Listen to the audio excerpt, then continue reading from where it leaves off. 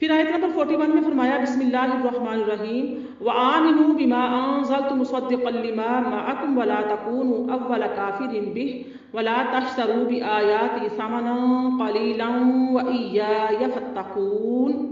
صدق اللہ العلی العظیم وآمنوا بما انزلت، اور اس پر ایمان لاؤ جسے میں نے نازل کیا، یعنی اے بنی اسرائیل کے علماء اس قرآن پر ایمان لاؤ جو میں نے نبی کریم علیہ السلام پر نازل کیا، اور وہ تمہارے پاس موجودہ کتاب تورات اور انجیل کی تصدیق کرنے والی کتاب ہے، اور تم اہل کتاب میں سے قرآن مجید اور میرے نبی صلی اللہ علیہ وآلہ وسلم کے سب سے اولین منکر نہ بنو۔ جو لوگ تمہارے پیچھے اللہ کا کفر اختیار کریں گے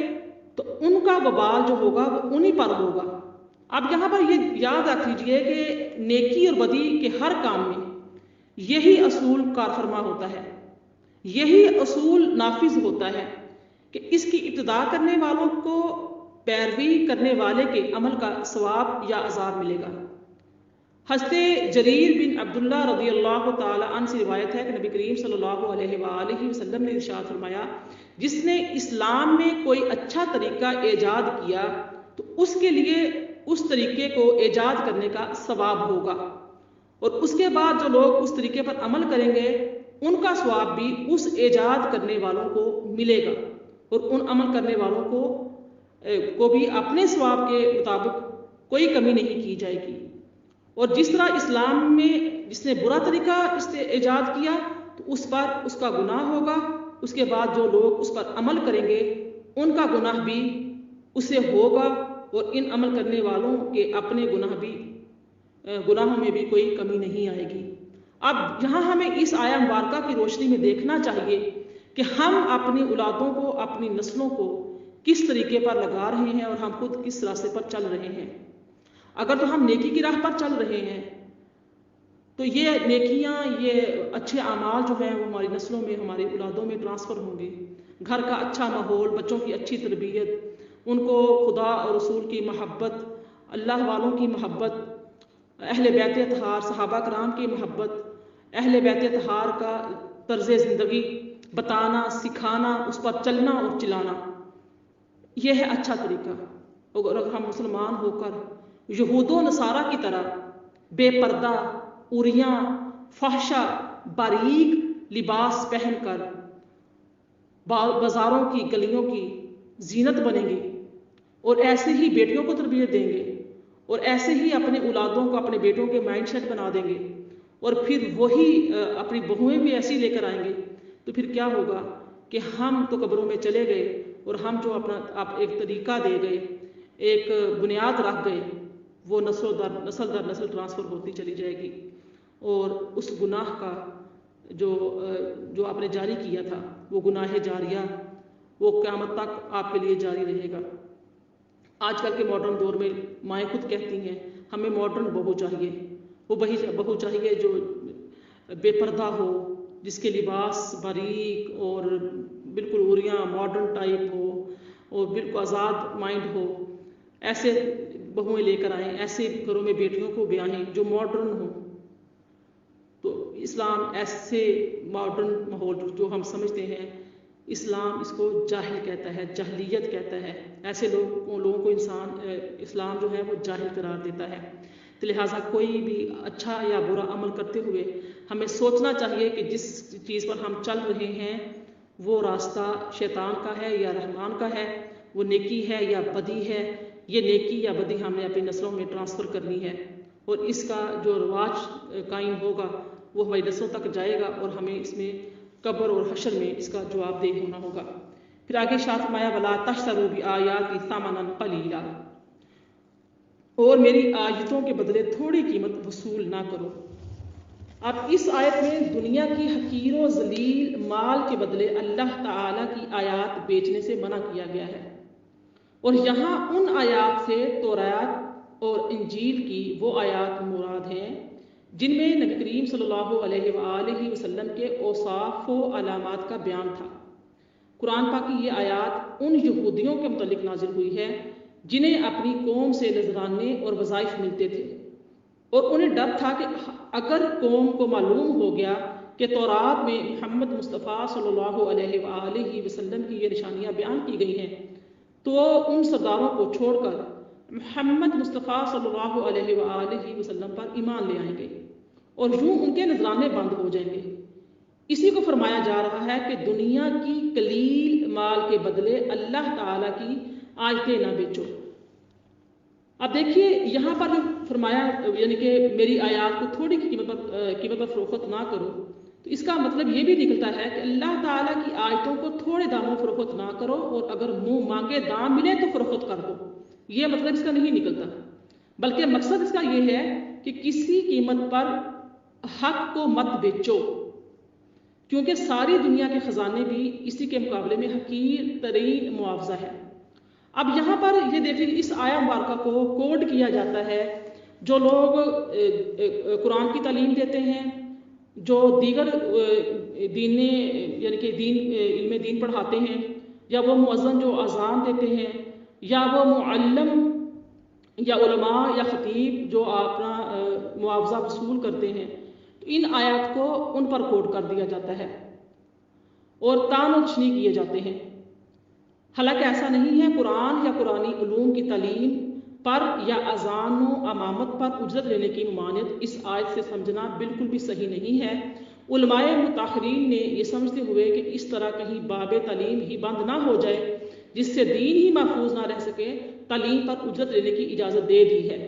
اسی طرح قرآن کے نسخوں کی تجارت بھی ممنوع نہیں ہے، کیونکہ وہ اجرت کاغذ، کتابت، طباعت کے اخراجات کے مقابلے میں ہوتی ہے، نہ کہ آیات الہی کے مقابلہ میں ہوتی ہے، اور اس سے مراد رشوت لے کر غلط فتویٰ دینا اور مسائل غلط بتلانا بھی ہے۔ اب نبی کریم صلی اللہ علیہ وآلہ وسلم کی یہاں پر عظمت اور شان بھی بیان کی جا رہی ہے کہ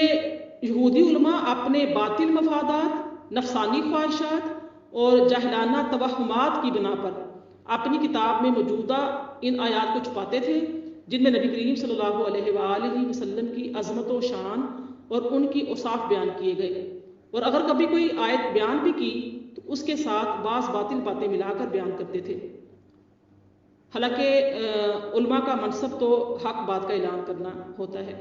حق اور باطل کو جدا کرنا ہوتا ہے، مالی اور ذاتی مفادات کو دین پر قربان کرنا اور دین کا محافظ بننا ہوتا ہے۔ تو جو یہودی تھے ان کا یہ کردار تھا، ان کا یہ طرز عمل تھا کہ علماء کے منصب کو سامنے رکھتے ہوئے ان لوگوں کو اپنی حالت پر غور کرنے کی حاجت ہے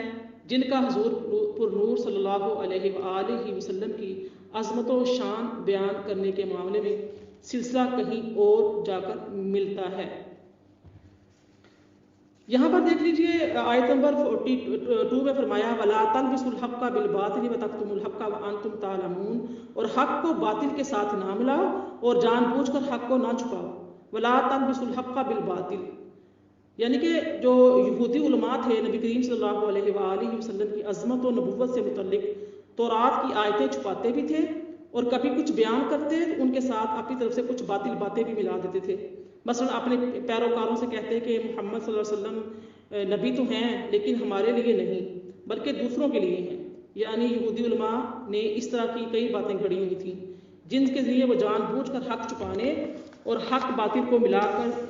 دھوکہ دینے کے طریقے اختیار کرتے تھے۔ تو اس سلسلے میں علامہ علی بن محمد خازن رحمۃ اللہ تعالی علیہ فرماتے ہیں کہ اس آیا مبارکہ سے معلوم ہوا کہ ہر ایک کو چاہیے کہ وہ حق کو باطل سے نہ ملائے اور نہ ہی حق کو چھپائے، کیونکہ اس میں فساد اور نقصان ہے، اور یہ بھی معلوم ہوا کہ حق بات جاننے والے پر اسے ظاہر کرنا واجب ہے اور حق بات کو چھپانا حرام ہے۔ جو لوگ حق بات کو چھپاتے ہیں اور باطل کو ظاہر کرتے ہیں اور باتوں کو ملا جلا کر پیش کرتے ہیں تو یہ بالکل غلط طریقہ کار ہے۔ اب اس آیہ مبارکہ میں عمومی تعلیم کا حق ہے، یعنی کہ ہر قسم کی سچائی، مگر سیاق و سباق اور اس بیان کے خصوصی پس منظر کے حوالے سے یہاں بھی حق کا معنی جو لیا گیا ہے وہ ہے شان محمدی صلی اللہ علیہ وآلہ وسلم، کہ نبی کریم صلی اللہ علیہ وآلہ وسلم کی آمد سے لوگوں کو مطلع کیا جائے، اور جو لوگ ایمان نہ لے آئے ان پر آپ سے ایمان نہ لائیں تو ان لوگوں سے کنارہ کشی اختیار کی جائے۔ ان لوگوں سے پیٹ پھیری جائے، نفرت کی جائے۔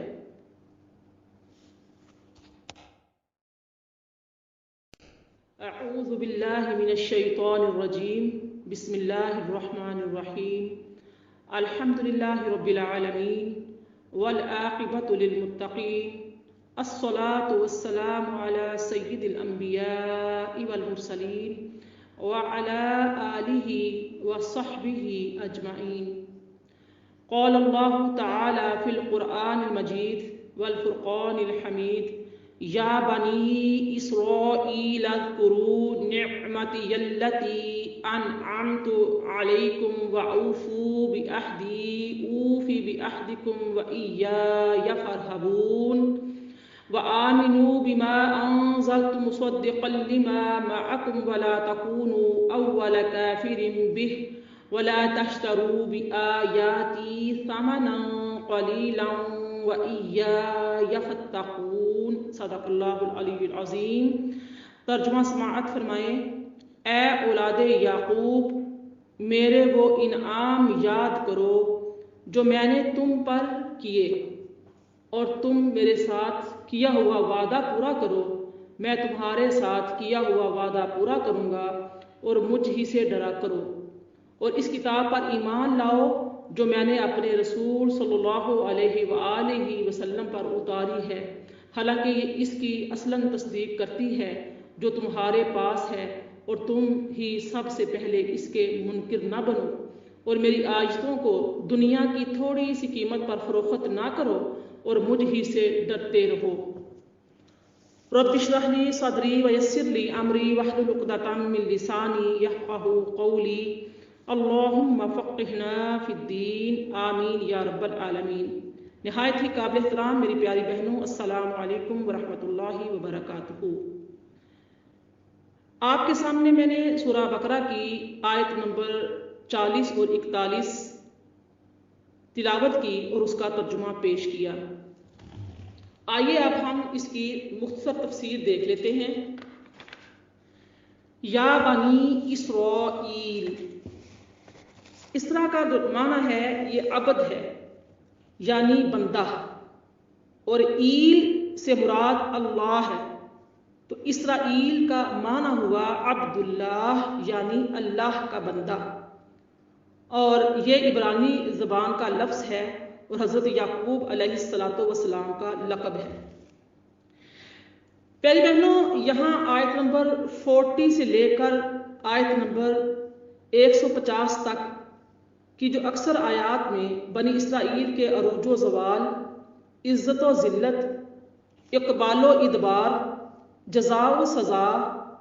اور قومی و اجتماعی اچھے برے کردار کا تذکرہ ہے، پھر اسی بیان کو قرآن پاک میں بار بار دہرایا گیا ہے۔ اسی بار بار کی تکرار میں ایک بڑی حکمت قوموں کے عروج و زوال اور عزت و ذلت کا فلسفہ سمجھانا اور مسلمانوں کو اس سے عبرت دلانا ہے کہ جس طرح بنی اسرائیل پیغمبروں کی اولاد ہونے، جلیل القدر انبیاء علیہ السلام کی امت ہونے اور تورات جیسی کتاب رکھنے کے باوجود اپنے اعتقاد و عمل کے بگاڑ پر ذلیل و رسوا ہوئے اور مغلوب و مقہور ہوئے، تو جبکہ وہ توبہ اور رجوع اور نبی اور کتاب کی تعلیمات پر عمل کرنے کی صورت میں معزز و غالب بھی ہوئے، تو اسی طرح امت مسلمہ بھی اپنے عروج و زوال کے اسباب کو اسی آئینے میں دیکھ سکتی ہے۔ آج دیکھیے، ہم سے ہر کوئی یہ پوچھتا ہے کہ جو مسلمان ہیں وہ مغلوبیت اور پستی کا شکار کیوں ہیں، جبکہ اگر ہم قرآن پاک میں دیکھتے ہیں کہ اگر کوئی قوم مغلوب ہوئی ہے یا پستی کا شکار ہوئی ہے، زوال کا شکار ہوئی ہے، تو اس کی جو وجوہات ہیں وہ ہے انبیاء کرام کو جھٹلانا۔ تو قرآن پاک میں بیان کردہ بنی اسرائیل کا جو قومی اور اجتماعی کردار اور موجودہ دور کے مسلمانوں کا قومی اور اجتماعی کردار سامنے رکھ کر اگر ہم موازنہ کریں تو ہمیں خود ہی سمجھ آ جائے گی کہ بنی اسرائیل کو کانٹے بونے پر کانٹے ملتے تھے، تو پھر ہمیں کانٹے بونے پر اس کے بدلے میں ہمیں آم کیوں ملیں گے؟ اللہ پاک نے ارشاد فرمایا ہے اذکروا نعمتی، میرا احسان یاد کرو۔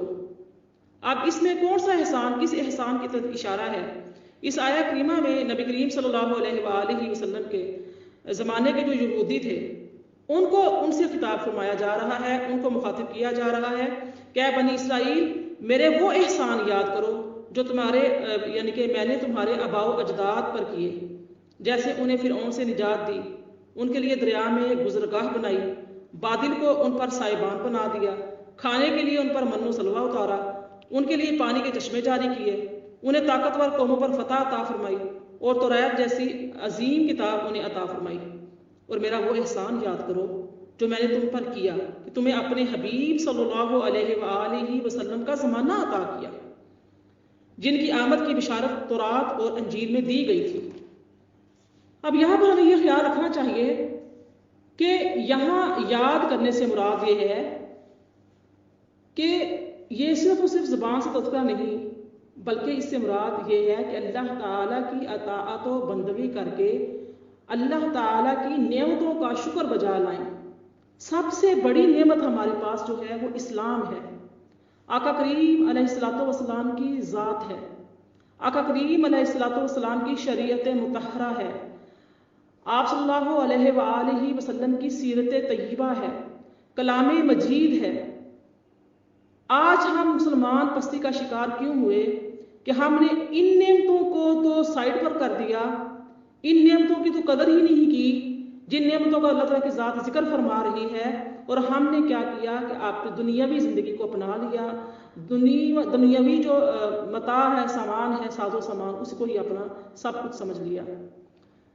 تو اللہ تعالیٰ کی ذات یہاں پر اذکروا جو فرما رہی ہے کہ اذکروا نعمتی، تم سب یاد کرو میری نعمتوں کو، تو اس سے مراد کیا تھا؟ جو انبیاء کرام بھیجے گئے، جو ان کو کتابیں دی گئیں، اس کے بعد انہی میں سے نبی کریم علیہ الصلوۃ والسلام کو انہی کے زمانے کے اندر مبعوث فرمایا گیا، اور اللہ تعالیٰ کی ذات نے اپنا وعدہ پورا کیا کہ ایک نبی آئیں گے جن پر دین کی تکمیل ہوگی، اور جب وہ آئیں تشریف لائیں تو ان کی تائید و نصرت کرنا، ان کی مدد کرنا، لیکن ایسا نہیں ہوا۔ اللہ تعالیٰ کی ذات وَأَوْفُوا بِعَہْدِی، اور میرا عہد پورا کرو، یعنی اے بنی اسرائیل تم میرے حبیب صلی اللہ علیہ وآلہ وسلم پر ایمان لا کر وہ عہد پورا کرو جو تم نے مجھ سے کیا، اور میں اس کے ثواب کے طور پر تمہیں جنت میں داخل کر کے تمہارے ساتھ کیا ہوا وعدہ پورا کروں گا، اور اپنے عہد کو پورا کرنے کے معاملے میں کسی اور سے ڈرنے کی بجائے صرف مجھ سے ڈرو۔ اب یہاں پہ دیکھ لیجئے کہ اللہ تعالیٰ کی ذات فرماتی ہے کہ تم اپنا عہد وفا کرو، اپنا وعدہ پورا کرو تو میں تمہیں منزل صفا عطا کروں گا۔ تم یعنی کہ اپنے عہد کو پورا کرنے میں مکمل طور پر میری اطاعت و فرما برداری کرو تو میں تمہیں اپنا قرب عطا کروں گا، اور تم عہد توکل وفا کرو۔ تمہیں کہا کیا تھا کہ تمہیں صرف اور صرف مجھ پر ہی بھروسہ کرنا ہے، توکل تو اللہ، اللہ پر بھروسہ کرنا ہے۔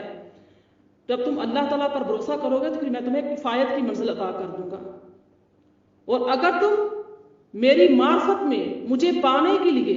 مجاہدہ کرو گے، جہاد کرو گے، مجھ تک پہنچنے کی کوششیں کرو گے، صراط مستقیم پر چلنے کی کوششیں کرو گے، میرے نبی صلی اللہ علیہ وآلہ وسلم کی دین کے لیے بھاگ دوڑ کرو گے، پھر میں تمہیں کیا کروں گا؟ غیب کے خزانے عطا کر دوں گا۔ الغرض اگر تم میرے راستے پہ چلتے ہوئے فنا ہو جاؤ گے، فنا کی منزلیں پا جاؤ گے، تو یہ فنا نہیں ہوگی، اصل میں یہ کیا ہوگا؟ یہ بقا ہوگی۔ تم میرے راستے میں فنا ہونے کا عہد پورا کرو تو میں تمہیں منزل بقا عطا کروں گا۔ اسی عہد کو پورا کرنے کے لیے جو اس کا جو ذکر ہمیں ملتا ہے وہ ملتا ہے سورہ مائدہ میں۔ سورہ مائدہ کی آیت نمبر 12 ہے، اللہ جس کا ترجمہ پیش کروں گی کہ اللہ تعالیٰ نے بنی اسرائیل سے یہ وعدہ لیا تھا کہ بے شک اللہ بنی اسرائیل سے عہد لیا اور ہم نے ان میں 12 سردار قائم کیے، اور اللہ نے فرمایا بے شک میں تمہارے ساتھ ہوں، اگر تم نماز قائم رکھو، زکوٰۃ دیتے رہو، میرے رسولوں پر ایمان لاؤ اور ان کی تعظیم کرو اور اللہ کو قرض حسنہ دو، تو بے شک میں تم سے تمہارے گناہ مٹا دوں گا اور ضرور تمہیں ان باغوں میں داخل کروں گا جن کے نیچے نہریں جاری ہیں۔ تو اس عہد کے بعد تم میں سے جس نے کفر کیا تو وہ ضرور سیدھی راہ سے بھٹک جائے گا۔ اور دوسرا اس سے جو قول تھا وہ یہ مراد تھا کہ اس عہد سے مراد ہے جو اللہ تعالیٰ نے حضرت موسیٰ علیہ السلام کے ذریعے بنی اسرائیل سے لیا کہ آخری زمانے میں حضرت اسماعیل علیہ السلام کی اولاد میں ایک نبی کو بھیجنے والا ہوں، تو جس نے ان کی پیروی کی، اس نور کی تصدیق کی جسے وہ لے کر آئیں گے، تو میں ان سب کو بخش دوں گا اور اسے جنت میں داخل کروں گا اور اسے دگنا ثواب عطا کروں گا۔